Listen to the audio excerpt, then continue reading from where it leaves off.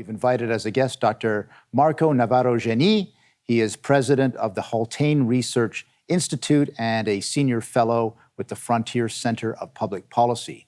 Formerly, he was president of the Atlantic Institute for Market Studies. Marco, welcome to the program. It's great to have you on. Can you give us a sense of what issues are facing Eastern and Western Canada at this point? Well, it seems to me that these are two regions that are kind of peripheral to the center of the country.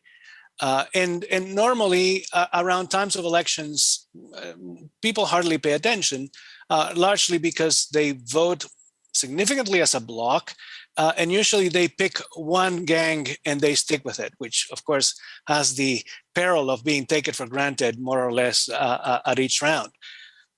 But what is interesting in an election like this, when things are so close, is that they actually matter. That small variations in a region can produce an extra couple of seats or maybe less seats. And therefore, we are seeing already a tremendous interest in the leaders of this campaign, of these parties, coming to the regions. As an example, I right now live out west. I used to live in the Maritimes not very long ago. But in the previous election, the Prime Minister hardly ever showed up to Calgary. In the last one, he showed up to Calgary at the very last minute for 20 minutes and off he went. And he's already been here a couple of times. And I think that shows to what degree the importance of these peripheral regions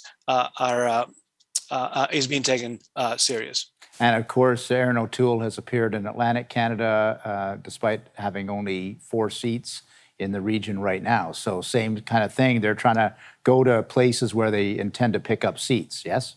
Yes, I think that is correct. Atlantic Canada, as you know, has been painted completely red in 2015. Things changed slightly a little bit in the last election in 2019, and today there are 4 or 5 seats at play that, you know, in a very, very close race could make a slight difference. The same goes for British Columbia. The British Columbians are, I think, more varied voters than in the rest of the country in many respects. And there are maybe half a dozen to 8 or 9 seats that are at play that could seriously change the outcome of an election if things are that close. Now, speaking of Atlantic Canada, and then I guess I'm looking at Alberta, Saskatchewan, Manitoba in particular, they've chosen and you mentioned this, they've chosen very different paths. They've made very different choices in the elections, one blue, one red. So how do you account for that? Yes, this is one of the things that also makes them similar in the sense that I think if you look at proportionately, Atlantic Canada can be said to be the home of the Liberal Party, or the Liberal Party has a strong home in Atlantic Canada. In the rest of the prairies, it's a little bit more of a mix, in spite of the fact that the lion's share of the MPs in the western part of the country are blue, as you say, they're conservative. But proportionately speaking, the greatest number of seats in the Green Party are in the West. Proportionally speaking, the greatest number of NDP seats are in the West, and of course, the Conservatives. So it's a little bit more of a mixed bag as opposed to the monotonality of the Atlantic. Yeah, and do you see the NDP making a breakthrough at all? If we look at the numbers today, in the last election, the NDP garnered some 16% of the vote. And they are the one party right now that is increasing its share of the vote most rapidly. The Liberals seem to have stalled.